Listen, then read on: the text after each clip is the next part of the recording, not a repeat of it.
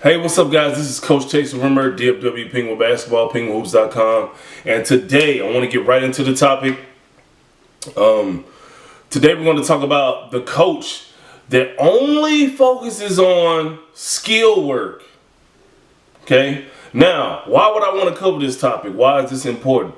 Well, you guys think about today, especially what's going on with the COVID-19 stuff. The only thing you're seeing is workouts, and a lot of stuff now with youth sports, whether it be soccer, baseball, any of this stuff.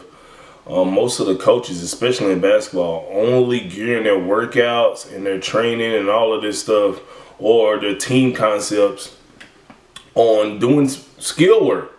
Dribbling, ball handling, shooting. Now, there is nothing wrong with that, but at the same time, it can be more hurtful than helping. Why?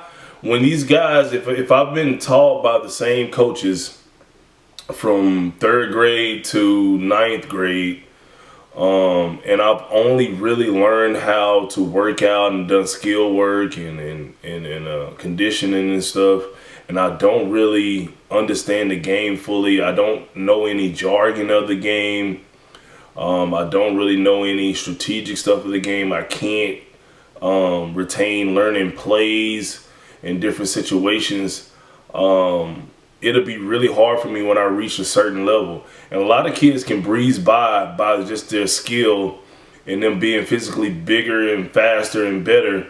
But I've seen so many cases to where even at the collegiate level, you have guys that have dominated their district, dominated varsity basketball at their level, whether it be 4A, 5A, 3A, and sometimes even 6A, depending on where they are in the world and where they are in the States playing. And they get to college and they have no clue of how to actually play the game.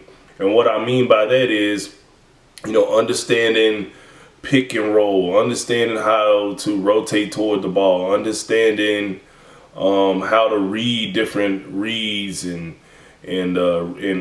retaining plays and how to make adjustments and understanding, what's a good play and what's a bad play. Because a lot of times you look at Summer League basketball, AAU and stuff, which is not going on right now, but you look at it, most of it is just a bunch of pressing and who's got the better players, who's got the more skilled players, who has the kid that's dominant. And, a lot of teams, they are surely winning these games off of just having better players than the other team. There's no real actual strategic game coaching going on in Summer League ball. And that's from grassroots to even like little itty bitty kids. It's not a lot of good coaches out there that are teaching both, which both go hand in hand. So I want to give you parents a couple of tips on what to look for in a youth coach, especially if you actually notice that most of the time you may have a practice or 1 or 2 hour practice, and the only thing the coach is doing is just skill work and shooting, ball handling, and drills that look good aesthetically, but in the end, it may be hindering your kid from reaching their full potential. And number one, as a parent, you need to frequently attend practices to see what's going on. See if the coach is actually teaching them the game. See if he's making adjustments. See if he's putting in plays, out of bounds plays, side out of bounds plays. Do they have zone plays? Do they have different defenses? Do they have different man offenses? Do they have quick hitters? Stuff like that. Now, at some levels, when they're really, really young, they're not going to, some kids aren't going to be able to comprehend some stuff, but you'll be surprised at, depending on the skill level of the kid, how interested they are in the sport. A lot of these kids can catch on to stuff really fast. So is your coach, when you go and watch practice on a consistent basis, are they teaching their players how to actually play the game? Are they teaching plays? Are they giving them something to build on? Are they challenging them mentally more than just physically? And the only way you're going to really even know that or be able to see that is if you actually go to practice and watch it fully. Not just watching the first couple of minutes and the last couple of minutes, the full scale practice. What is the coach teaching? And the second tip, real quick, I can go really deep into this, but I'm going to save a lot of it for later. But when you go to games, a lot of parents, they come in, they just see the end result and they come to games. But if you could actually watch what the coach is doing, is he calling timeouts? just to call a timeout, or is he calling timeouts to make adjustments?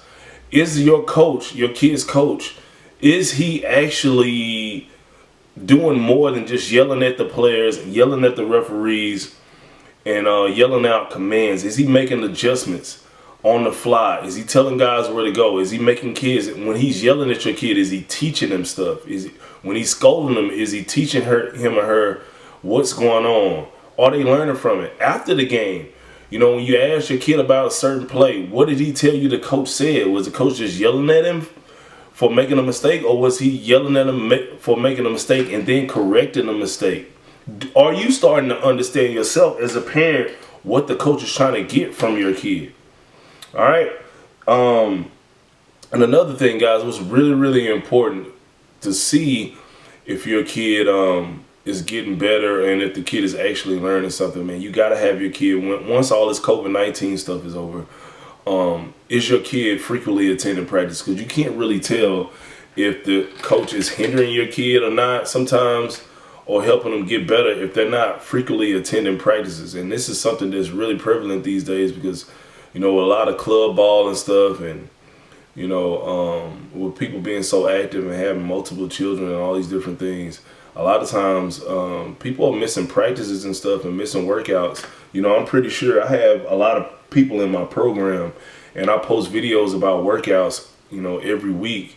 And, you know, the amount of numbers, even though I don't have 1 million kids in my program, I don't expect 1 million views, but I think the views for some of these videos should be a whole lot higher. So it tells me that a lot of these parents aren't watching these videos. And a lot of times I get backup emails from them saying, hey, you know, what should my son be doing for workouts?